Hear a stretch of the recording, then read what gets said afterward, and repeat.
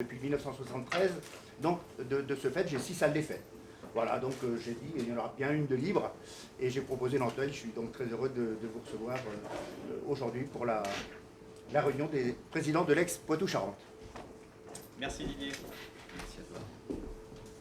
Moi je suis très heureux d'accueillir mes collègues des départements voisins.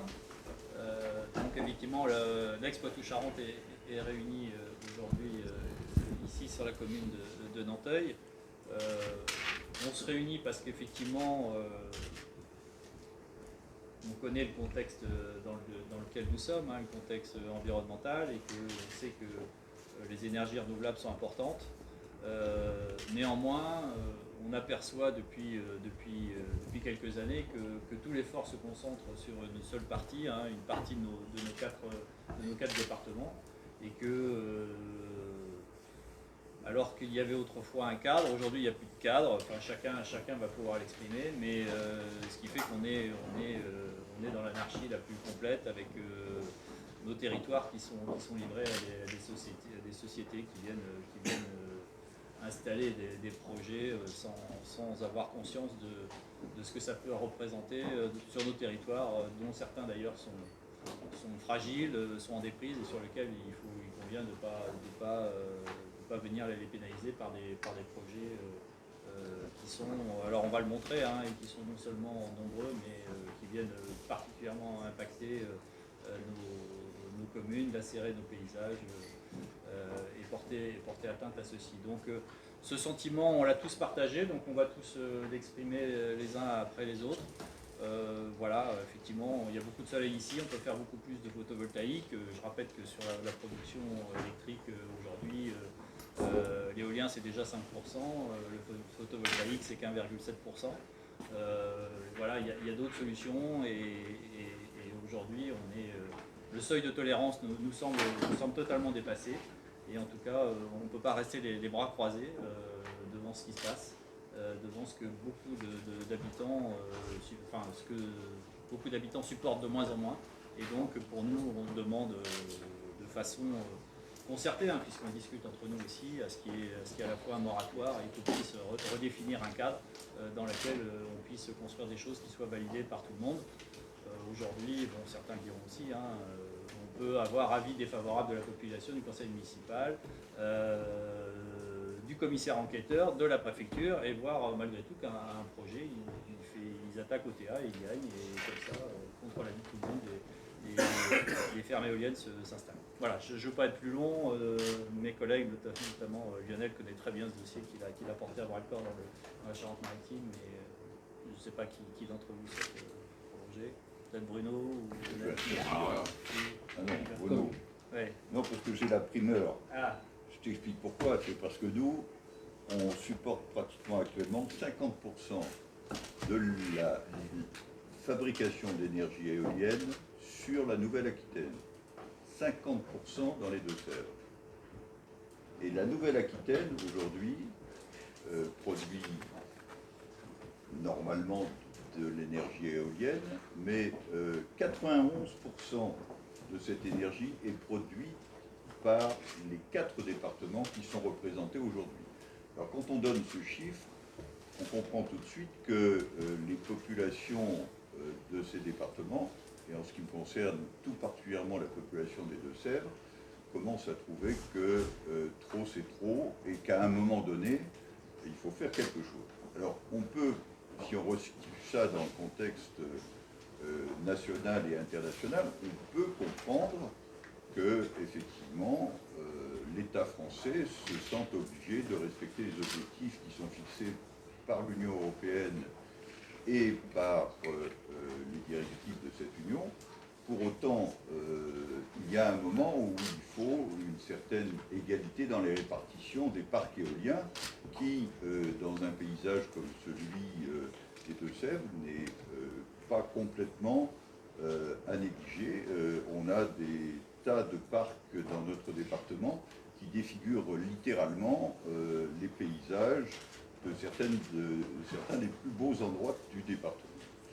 Donc, pour autant, pour parvenir aux objectifs qui sont fixés par l'Europe, l'État français est entré dans une situation un peu particulière. C'est-à-dire que, si vous avez en mémoire, à une certaine époque, on faisait des zones de développement éolien, qui étaient donc des zones qui étaient concertées. On voyait les élus, on voyait les populations, et on essayait de voir là où finalement l'acceptabilité de ces zones et de ces parcs éoliens était la plus grande.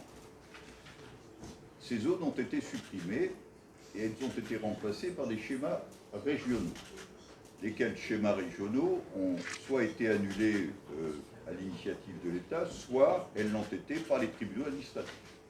Aujourd'hui, on est dans un vide juridique total. Aujourd'hui, il faut savoir, comme le disait très justement François, que si le préfet dit non, si les différentes autorités concernées disent non, l'opérateur va devant le tribunal administratif ou maintenant plutôt devant la cour administrative d'appel, puisqu'il y a un degré de ressort qui a été supprimé pour faciliter les choses, eh bien, il obtiendra gain de cause. Donc, ce vide juridique est redoutable, parce qu'aujourd'hui, les opérateurs viennent là où les vents sont les plus favorables. Et c'est vrai que si le Poitou-Charentes, ancien Poitou-Charentes, n'a pas tous les atouts, il a au moins celui d'avoir un vent qui est très favorable pour l'éolien. Et donc, on installe des éoliennes à tour de bras dans ces 4 départements, plus encore dans les Deux-Sèvres peut-être que dans les autres départements, parce qu'effectivement, la Charente et la Charente-Maritime, par exemple, sont surtout touchées sur leur partie nord, plus que sur leur partie sud, mais la Vienne est également très largement touchée par ce problème. Donc, effectivement, ce qu'on vous vient aujourd'hui dire devant vous, c'est que, à un moment donné, il faut rétablir une égalité de traitement entre les 12 départements de la Nouvelle-Aquitaine. Et quelle que soit d'ailleurs la qualité des vents du nord ou du sud. On peut très bien opérer des systèmes de bonus-malus qui permettent d'acheter l'électricité éolienne moins chère dans le nord et plus chère dans le sud, ce qui rétablira l'appétence du sud pour l'implantation de parcs éoliens, mais on ne peut pas continuer comme ça, parce qu'il y a une exaspération très, très marquée de nos populations. Donc j'adhère bien évidemment avec beaucoup d'enthousiasme à l'idée collective de venir aujourd'hui condamner cette situation, faire que, même si nous affirmons toujours notre objectif de respecter les objectifs européens, pour autant, il faut savoir que l'éolien, ce n'est pas non plus la panacée, soyons clairs, que certains pays comme l'Allemagne sont en train de faire marche arrière parce qu'ils se rendent compte que c'est quand même une électricité qui est très alternative et que dans la mesure où on n'a pas la possibilité de la stocker très facilement, eh bien, il faut se dire que bien souvent, le trop d'éolien amène la remise en route de centrales d'énergie thermique. Il faut le savoir, ça. Donc, il faut trouver d'autres solutions. Il faut savoir aussi qu'au plan mondial, les objectifs de l'Europe qui, effectivement, au niveau de la production de CO2 sont des objectifs ambitieux, eh bien, ne tiennent pas compte du fait que le CO2 est quelque chose qui se produit mondialement et qu'aujourd'hui, les seules usines thermiques de la Chine sont peut-être pour la moitié de la production du CO2 au niveau mondial. Donc, il faut revenir à des choses qui sont des choses acceptables par nos populations. C'est la raison pour laquelle je prône, comme l'a dit François tout à l'heure, d'abord un moratoire et ensuite et surtout une concertation pour que ces parcs éoliens ne soient pas implantés au gré des intérêts très financiers de la plupart des opérateurs qui travaillent dans ce domaine. Voilà, j'ai été trop long, je t'ai interrompu, je crois que tu voulais intervenir avant moi. Non, j'allais dire qu'il fallait que tu parles avant moi. D'abord, merci François d'avoir organisé ici ce point, merci à Didier de son accueil. Je crois qu'il y a 2-3 choses. Alors, on va éviter de se répéter les uns les autres. Vous avez compris que si on est tous de ce côté de la table, c'est qu'on partage un petit peu, évidemment, ce qui nous réunit ce midi. Je suis accompagné d'Alain Pichon, président de l'association des maires de la Vienne et qui est vice-président en charge de l'environnement. Nous, on a voulu associer justement l'association des maires dans notre réflexion parce que c'est fondamental et j'y reviendrai. Première revendication, soyons clairs, soyons pratico-pratiques, nous avons la revendication qu'il y ait effectivement des schémas de l'éolien. Arrêtons de noyer ça dans un SRADET. Personne, même y compris dans cette salle, serait capable de nous expliquer ce qu'il y a derrière cet acronyme. On m'a juste expliqué qu'il y avait le mot égalité, on en est loin. En tout cas, quand on voit la carte, la millionnaire elle a devant lui une carte qu'il pourrait vous présenter, qui montre que cette notion d'égalité, en tout cas, est loin d'être respectée. Donc, ayons un schéma de l'éolien par département, par région, par sous-région, définissons ça comme on veut, ça aura un avantage qui est des règles. Un schéma, vous savez que c'est co-signé aussi par l'État, et donc ça aura aussi des avantages de discussion quand on se retrouve dans des procédures de permis, de PLU, de respect du patrimoine quand la DRAC est concernée ou quand les ABF savent très bien faire remarquer aux maires qu'ils ont un patrimoine remarquable autour d'eux, qu'on en prenne en compte. Je veux dire, ce qui dit schéma dira effectivement qu'il y ait des règles et nous souhaitons, nous en tout cas dans la Vienne, que ce respect du patrimoine de monuments à proximité soit effectivement bien écrit. Donc un schéma de développement de l'éolien, comme ça on verra par territoire effectivement comment les choses peuvent s'implanter. Deuxième chose, c'est qu'on veut vraiment qu'il y ait un respect des élus. Parce que c'est pas le cas. Et respect des élus, ça passe d'abord par effectivement une concertation indispensable. Concertation, ça veut dire que quand il y a un projet dans une commune, on s'inquiète un petit peu quand même de ce qui se passe autour dans les communes à côté. Parce que des fois, vous avez une implantation qui ne va absolument pas créer de nuisance possible pour la commune sur laquelle elle s'implante parce que le centre-bourg est plus loin. Par contre, vous avez juste de l'autre côté une commune qui, elle, se prend tout l'impact de plein front. Donc, ce schéma devra imposer une concertation obligatoire et la prise en compte des volontés des conseils municipaux. C'est l'expression du suffrage universel sur le territoire, donc autant l'entendre. Et puis moi, je veux qu'on arrête de raconter des carabistouilles aux maires, où on leur dit tous les jours, vous allez gagner des 1000 et des 100 grâce à ça. Il faut aussi qu'on voit les inconvénients, qu'en tout cas que les inconvénients, le jour où le parc éolien sera démonté, ou à démanteler, pardon, qu'est-ce que ça pourra coûter à la commune qui aura reçu un certain nombre d'éoliennes et qui aura à sortir de terre des cubes de béton de 25 mètres de côté. Donc vraiment que les choses soient claires, aussi bien sur les impacts, sur le financement, sur le respect des élus, et que ceci se fasse dans une concertation où la place de l'État est indispensable. Ça s'appelle un schéma, c'est aussi simple que ça. Peut-être compléter pour la Vienne. Pour la Vienne, non, tout est dit, Bruno. Simplement, effectivement, la vision qu'on a et qu'on souhaite mettre en avant, c'est qu'il faut arrêter ce développement anarchique de l'éolien. Oui, il y a un mix énergétique, ça a été dit, François. La population doit être représentée dans ces décisions. Bruno vient de le dire, c'est vrai que les conseils municipaux, le conseil départemental de chaque territoire doit être forcément favorable pour qu'il y ait des installations. Il faut un schéma, il faut qu'il y ait des accords entre la population, les élus et les développeurs de l'éolien. C'est indispensable. Il faut que l'on arrête de développer l'éolien d'une manière anarchique, comme c'est le cas. Et aujourd'hui, je crois, est une grande journée et un grand pas pour aller dans le bon sens. Lionel. D'abord, vous remercier pour l'accueil avec le soleil, ça devient rare, mais profitons-en puisqu'on est dans l'énergie. Au nom de Dominique Bussereau et la Charente-Maritime, rappelez qu'avec ces 4 départements aujourd'hui, nous sommes à 450 éoliennes en service, 340 autorisées et 550 en instruction. Ce qui veut dire que très rapidement, nous allons dépasser le chiffre de 1000 éoliennes sur 4 départements, et essentiellement sur un couloir essentiel de ces 4 départements. C'est une densité rarement atteinte au niveau national, qui n'est pas sans poser problème, puisque aujourd'hui, comme l'ont dit les 3 présidents, sans schéma vient bien entendu l'anarchie, mais il y a surtout l'excès. Excès en matière bien sûr d'installation, excès en matière de non-respect des décisions des élus et des schémas départementaux, excès par rapport aux citoyens qui ne comprennent plus comment une énergie qui était amenée de façon si positive soit aujourd'hui dans des implantations aussi négatives.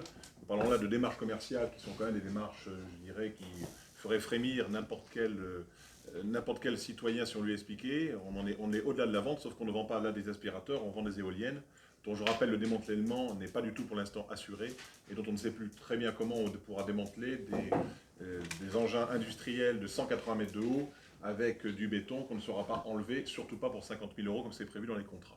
Donc l'excès étant tout, il est en train de remettre en cause, bien évidemment, un mix énergétique qui est quand même la base du travail, ce qui veut dire que le citoyen va tellement se rebeller qu'on ne pourra plus faire d'installation, ce qui est quand même assez aberrant sur des projets qui étaient, je dirais, aussi intéressants au départ. Pourquoi ? Parce qu'aujourd'hui, le cadre juridique a été oublié.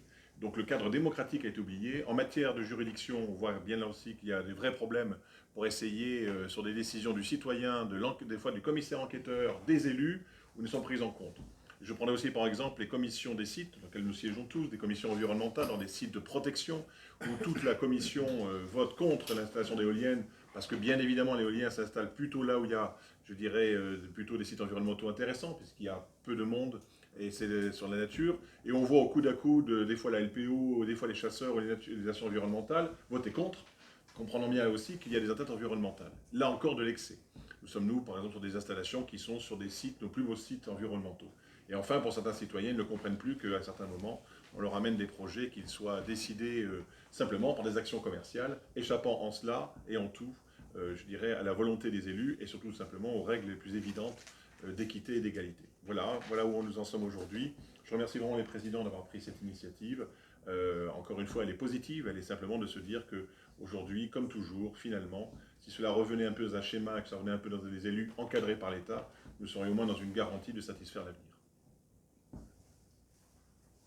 On peut peut-être ajouter au plan financier de ces opérations que si vous voulez investir quelque part, messieurs, dames, n'allez pas sur le livret A, allez sur l'éolien.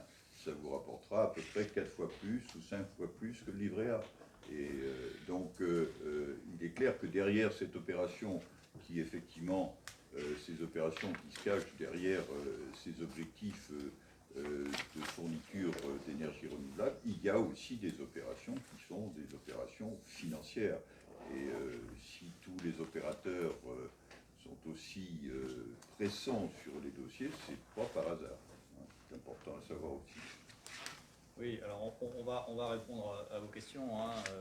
Rappelez que sur la Nouvelle-Aquitaine, il ne s'agit pas pour nous de juger qui que ce soit, mais sur les 12 départements, il y en a 6 où il n'y a rien, il y en a 2 où il n'y a pas grand-chose, et il y en a 4, les 4 nôtres, qui concentrent à peu près 95% de l'éolien de la région de Nouvelle-Aquitaine. Donc comprenez qu'à un moment, pour nous, la situation devient intolérable.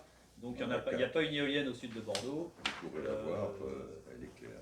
Voilà, quand on dit que le seuil de tolérance de nos populations est dépassé, et encore, bien souvent, ne savent-ils pas tout ce qu'évoquait Lionel à l'instant, c'est-à-dire le nombre de dossiers d'instruction et le nombre de prospections qui sont faits dans les communes de nos 4 départements.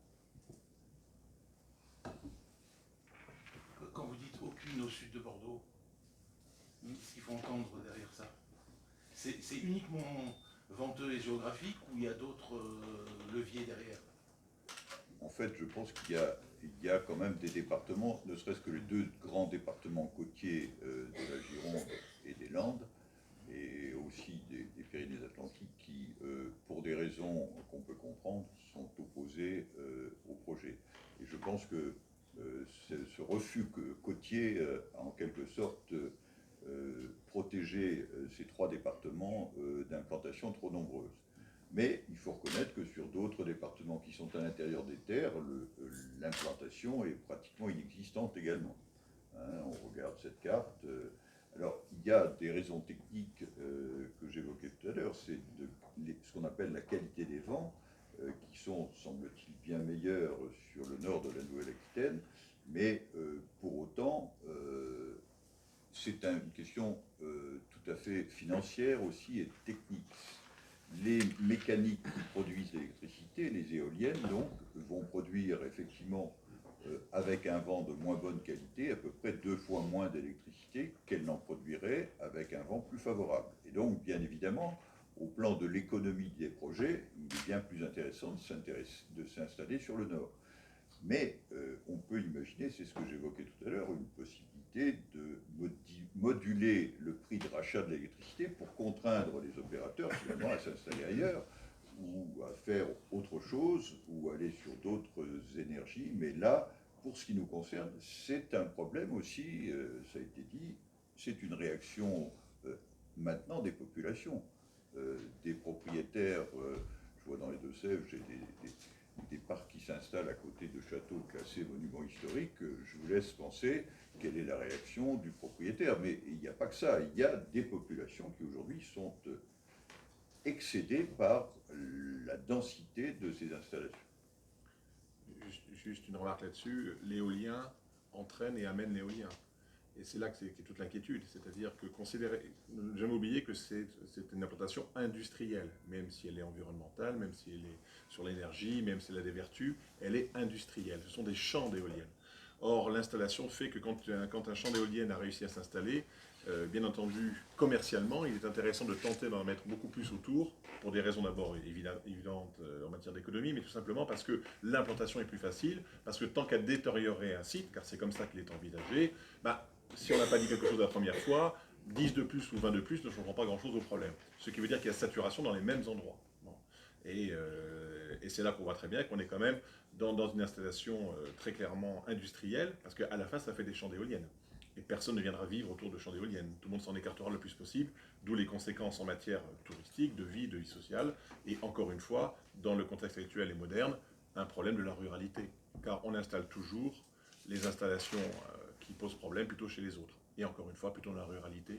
Et la ruralité, c'est ce qui est actuellement peut-être ne pas en venir en rajouter encore plus dans le contexte actuel. Oui, d'autant que le bilan carbone, voilà, on a vu que les Allemands et les Danois, ils n'ont jamais autant importé de charbon polonais, parce que c'est quand l'électricité ne se stocke pas, enfin en tout cas pas encore, et quand il fait très froid, il n'y a pas de vent, et donc voilà, on importe du charbon pour faire fonctionner des centrales électriques, et ça on utilise justement ce qu'on ne souhaite plus utiliser. L'impact sur le milieu rural, on parlait aussi tout à l'heure. Il y a là une subvention supplémentaire pour les agriculteurs. C'est une valorisation de leur terre en quelque sorte. Oui. Qu'est-ce qu'on peut faire? Comment on va leur expliquer qu'il va falloir renoncer au bonus annuel qui tire d'éventuelles installations d'éoliennes sur leur terre? C'est bien pour ça qu'il faut un cadre. C'était une question qui avait été posée dans le rapport qui a été fait auprès du Sénat. Je représentais l'ADF et on était plusieurs. Et à la question posée, en fait, une réponse a été donnée en disant l'éolienne, nouvelle stratégie finalement de l'équipement rural, c'est-à-dire aménagement du territoire. C'est-à-dire que si l'agriculteur n'a pas de hauts revenus, avec une éolienne, il en aura beaucoup plus. Alors l'agriculteur qui à la base avait pensé, je dirais, cultiver de l'éolienne, c'est pas évident. Maintenant, on comprend très bien la situation. Bien sûr qu'elle est peut-être intéressante, mais sans cadre, ça posera des problèmes aux générations suivantes. N'oublions pas qu'un terrain ou une éolienne, vous n'allez pas cultiver dessous. Donc ça pose encore d'autres problèmes de terre. Voilà. Et aujourd'hui, certains envisagent ça finalement comme un aménagement de territoire. Or, la ruralité, l'agriculture, avec toutes ces problématiques, elle a d'autres aménagements à faire que s'engager obligatoirement sur ce genre de problème. Rappelons aussi les problèmes de démantèlement. Ils sont énormes. Les solutions d'ailleurs ne sont pas très d'autres pays. Si vous allez sur les éoliennes dans d'autres pays, je prenais les États-Unis, qui, n'oublions pas, sont aussi un grand producteur d'éoliennes, dans les grandes plaines du Midwest, les éoliennes ne sont plus démantelées. Elles roulent sur place et elles attendent. Des milliers d'éoliennes attendent parce que le démantèlement est beaucoup trop cher par rapport à l'intérêt. Alors aujourd'hui, des conventions sont signées, mais vous ne démantelez aucune éolienne aujourd'hui de 180 mètres avec un seuil béton pour 50 000 €. C'est totalement impossible. D'ailleurs, enlever le béton qui est dans le sol est encore plus impossible. Ce sont des fractionnements énormes et vous serez obligé de les laisser. Donc il y a même une vraie réflexion en matière d'environnement durable. Il y a entre 500 et 1000 tonnes de béton. Parce qu'en plus, les éoliennes sont de plus en plus hautes, comme vous le savez. Maintenant, on parle de 220, 230 mètres dans certains projets dans nos départements. C'est des chiffres de nos départements, entre 500 et 1000 tonnes, ou c'est par ce chiffre-là? C'est le chiffre, c'est effectivement le ciment et le béton armé qui est injecté pour pouvoir faire tenir ces mâts qui sont de plus en plus hauts. C'est entre 500 et 1000 tonnes de béton. Pour C'est un cube de 25 mètres, carrés de côté, 25 mètres voilà. de côté. 25 mètres de côté. D'accord. Vous expliquez que vos marges de manœuvre sont étroites, mais jusqu'où vous êtes prêt à aller si on vient vous imposer le nombre d'éoliennes que vous avez cité? Qu'est-ce que vous pouvez faire aujourd'hui contre ça? Alors là, c'est un problème. J'ai expliqué tout à l'heure que la démarche administrative de création suppose des autorisations préfectorales, après passage en commission, mais on va avoir de plus en plus d'avis défavorables, voire d'arrêtés de refus des préfets. Mais dans le vide juridique que j'évoquais tout à l'heure, si vous allez devant le juge administratif va, lui, appliquer la loi. Et il ne trouvera pas, à mon avis, d'arguments juridiques suffisants pour constituer un frein au développement de l'éolien. C'est la raison pour laquelle il faut absolument que ce qui existait à une époque et qui a été supprimé, il faut impérativement que soit remis en place un système de concertation et un système qui précise de façon exacte là où on peut implanter des éoliennes. Aujourd'hui, c'est très rare en France. Dieu sait si on ne manque pas de droits et de corpus réglementaire, mais c'est un domaine où aujourd'hui il y a un vide juridique total. Et c'est ça qui est redoutable. C'est compliqué de dire ça aujourd'hui alors que s'ouvre la COP à Madrid, il y a un télescopage des calendriers intéressant. Pas de problème, mais c'est la même réflexion que vous faisiez à propos des agriculteurs. Ça vaut aussi pour les maires, les présidents de communautés de communes, qui eux aussi touchent leur écho. Mais c'est redoutable parce que les opérateurs vont visiter les uns et les autres et ils mettent, ils donnent connaissance de leur projet quand ils ont constitué le dossier, fait signer les baux amphithéotiques aux propriétaires ou aux exploitants, fait signer les communes en présentant toujours l'avantage financier de l'opération. Et bon, et se présentent finalement comme des bienfaiteurs. Mais bon, petit à petit, les uns et les autres se rendent compte que c'est peut-être pas ça. Et la diversification agricole que vous évoquiez aussi, la possibilité pour un agriculteur d'avoir un revenu supplémentaire parce qu'il va avoir un champ d'éolien ou quelques éoliennes sur son territoire, c'est un faux problème, parce que je pense que c'est pas ça qui va sauver l'agriculture française. Il faut aller voir les problèmes ailleurs. Pour répondre à votre question, on n'exclut pas, actuellement on l'étudie, de pouvoir soit attaquer les arrêtés, soit défendre les associations qui attaquent les arrêtés, hein, pour venir en soutien, en réponse, c'est-à-dire qu'est-ce qu'on peut faire. Mais c'est pas la solution la plus... c'est pas nécessairement la solution qu'on préfère. Nous, on préférait qu'il y ait un cadre, hein, on l'a tous dit, et se définir dans un cadre pour qu'on puisse le faire. Et puis, s'agissant de la COP, j'aime ça. De toute façon, l'écologie, elle ne peut pas être punitive, hein. On l'a vu il y a un peu plus d'un an avec l'augmentation du prix de l'essence, et on a vu ce qui s'est passé, hein. On n'a pas besoin de vous faire de dessin. Donc je crois qu'aujourd'hui, il faut qu'on soit dans des dispositifs qui tendent vers des objectifs, et ces objectifs, on souhaite les tenir, hein. Il n'y a pas de nous cinq qui est contre ça. Simplement, il faut que ce soit organisé et accepté. Si tel n'est pas, ce n'est pas ce qui se passe, demain, on verra des gens qui réagiront de façon de plus en plus violente face à ça. Donc, on est des élus responsables. Bruno l'a dit, c'est quand même l'expression du suffrage universel qui doit s'affirmer, et c'est pour ça qu'on est là. Rappeler que dans tous les départements, il y a des schémas de développement durable, il y a des schémas de mix énergétique qui peuvent se mettre en place encore, se peaufiner, travailler avec les services de l'État, avec une réflexion stratégique de ici ce sera de la géothermie, ici ce sera de la méthanisation s'il y en a, ici ce sera du solaire, ici ce sera de l'éolien. Mais encore une fois, tout ça doit être décidé, encadré et défini, et nous arriverons à tendre vers l'avenir. Les élus et les présidents de département sont des gens très raisonnables, mais ils veulent un schéma de travail. Sinon, se retrouver avec un développement énergétique prévu que sur l'éolien serait une aberration même en matière de mix. Et ça, l'État le comprend tout à fait. Il y a un objectif qui est un objectif d'ensemble.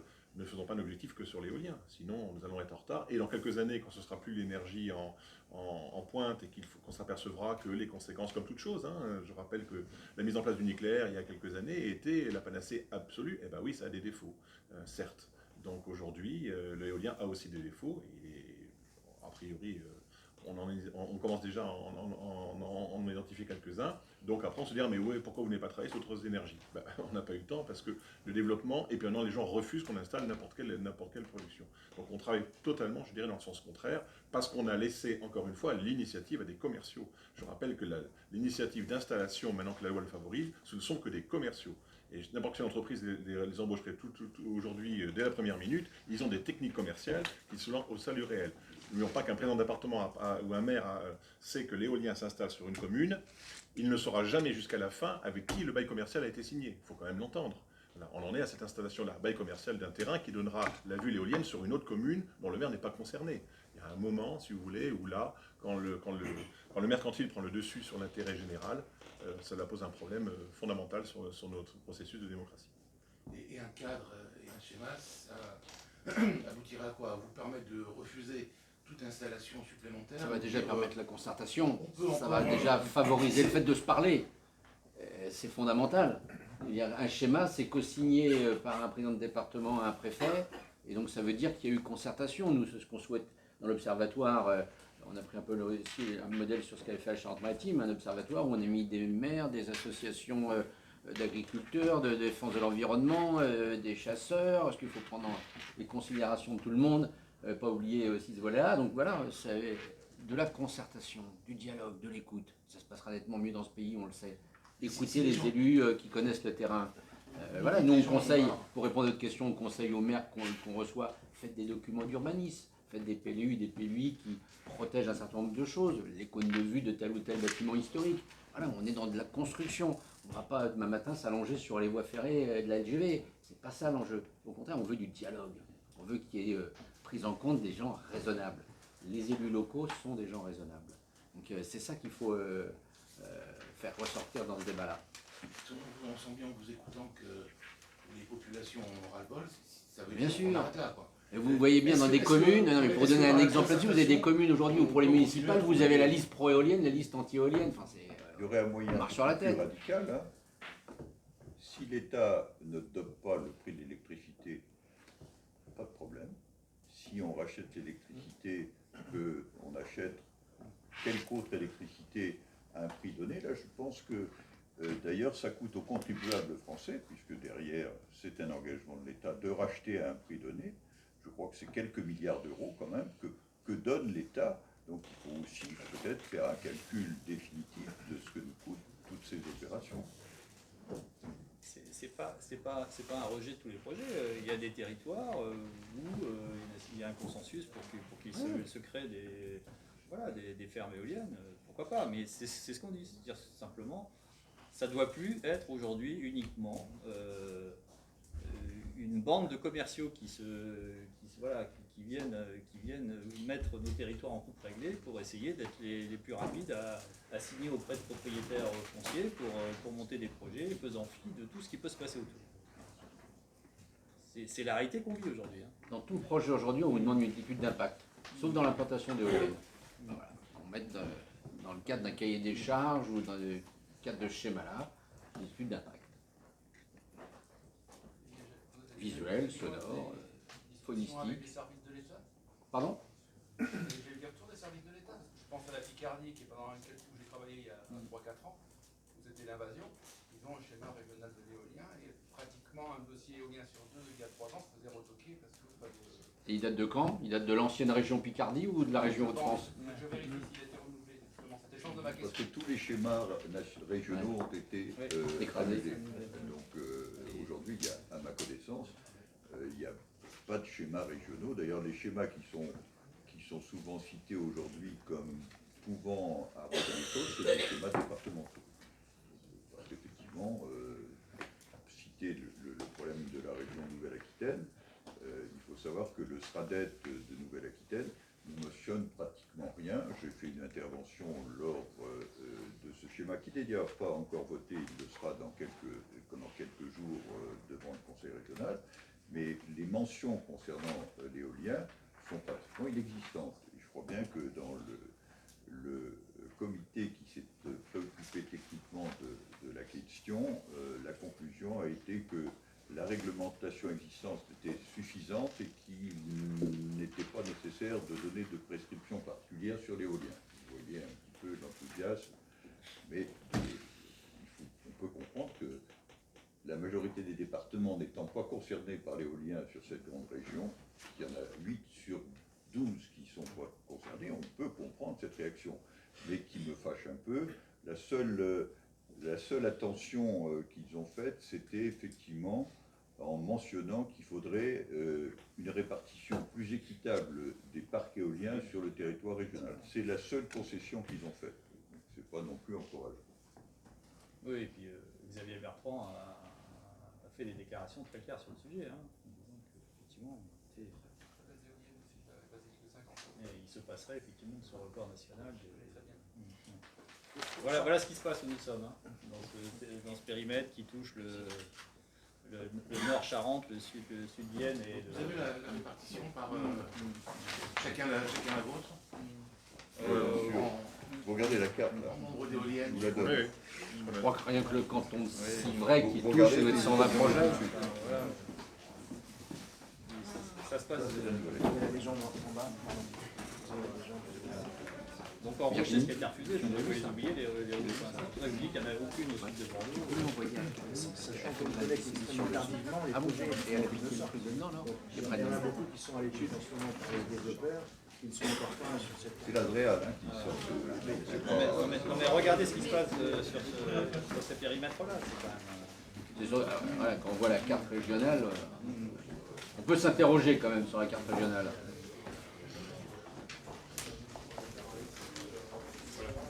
Et la société qui vient là, elle se moque pas mal qu'il y en ait déjà là. Ce qu'elle veut, c'est avoir ses contrats, signer, porter son dossier et puis obtenir ses royalties. Hein.